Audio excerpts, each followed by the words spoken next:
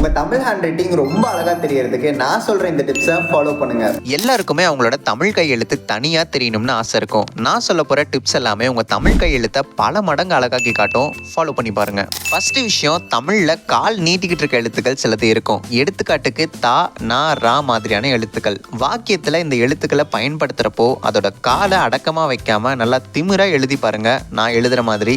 தமிழுக்கு திமிரு எப்பவுமே அழகுதான். அடுத்த எழுத்துக்கள் என்னன்னா, நம்ம சுழிச்சு விடுற எழுத்துக்கள். உங்க கையெழுத்துக்கு அழகு சேர்க்க போறவங்க இவங்க தான். எப்பவும் சுழிச்சு விடுற மாதிரி சுழிச்சு விடாம நான் பண்ற மாதிரி சுழிச்சு விடுங்க.